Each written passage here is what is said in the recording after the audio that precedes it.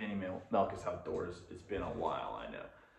It's just been really busy. But we've had some interesting news, so I figured I'd get on here and do something, and that is, the three major leagues that are around the country. I'd say there's actually four, but we'll say there's three right now. They predominantly get most of the media coverage, and that's, or there's two actually, and a third league that I fished. That'd be the MLF and Bass, and then NPFL coming out with their stuff on forward-facing sonar. It's good and bad, and the reason it's bad, we'll go into that, is one, the naysayers or whatnot, but who cares about them? It's mainly the lack of standardization in the fishing community and in general. So it's hard to take stats from one league and compare them to another and to another. Like if you were going to do that in an AL or NL matchup or something, or if you took, I don't know, a professional sports team where you have different divisions, you can compare those teams across the board. And a lot of times, obviously, I know they compete against each other, but that's just for instance. So you can't take like a guy that just fishes bass and a guy that fishes MLF and be like, okay, we can look at his stats. I mean, you have to do a lot of statistics in there to figure that one out, whether they're comparable, because there's just different rules. And this kind of reinforces that there's different rules in each league. MPFL is totally going away with the forward-facing sonar. I'm not disagreeing with any of the decisions. I think it provides a unique opportunity, and it's pretty cool to go back to that realm where you're not using it, but I guess they decided to draw the line there. And then Bass with their inches limit on screens, and then the one transducer unit, forward-facing transducer unit, which I actually kind of like Bass's version of this because I'm not opposed to the technology. I actually enjoy it. It's fun, and it's not guaranteed to catch a fish. Yes, it has opened up a whole nother reality for fishermen and what they can do, and especially as people become more adept with the technology. But I'm not one of these guys that says it shouldn't be there. The other thing is, maybe it's a little overboard having 25 screens on there and like 40 transducers. That's pretty crazy when you see a guy with like 3 or 4 different live transducers and like 6 screens and all that. That is a little overboard. And I think they're like golf or something. There should be some standardization in the equipment that's being used. And they kind of already had that with like rods and whatnot. So to me, what I would have liked to see is these leagues kind of get together and be like, okay, this is what we should do. Let's figure it out. Whether that be like I've been proposing, one, you can have one transducer or one forward-facing unit and a total of like 3 graphs. The reason I would go with 3 graphs, and you can do inches wide, is because you'd have one up front, right? And then you'd have one for finding fish on your console, like using side imaging and traditional swimming or whatnot. Then you'd have one for mapping, and that's more like a safety thing, the mapping one.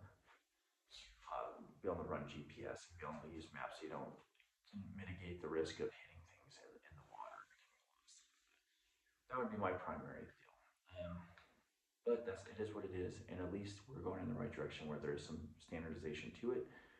And I guess you can pick where you want to go fishing wise. I won't beat a dead horse on this. There's plenty of controversy and people who would make videos about it. The other thing that happened is MLF decided to pull out their Toyota series from the West, which is a kick in the face to me.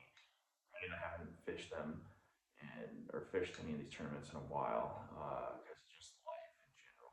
But we will go back to it. But now it's solidified that we would go back to one bass as opposed to fishing in any of these other leagues.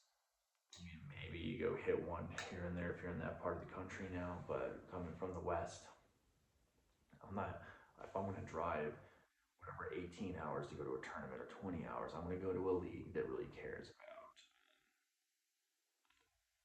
who we are out West and has been there through thick and thin, has made it work, and that's one bass. And their tournaments are always a blast. I've never had a bad tournament with them when it comes to experience-wise. Whereas with MLF and all these other, like I have had bad tournaments with people that are just overly competitive, or they just don't have any etiquette. You can be overly competitive, but just lack of etiquette, things of that nature. But it is what it is. So we're going to be fishing one bass when we get back to tournaments. Maybe hit 1 or 2 other tournaments where we just happen to be in that part of the country. What I've been doing since I've been here is I've been doing actually a lot of trout fishing while we work on the boat. I think we've talked about working on the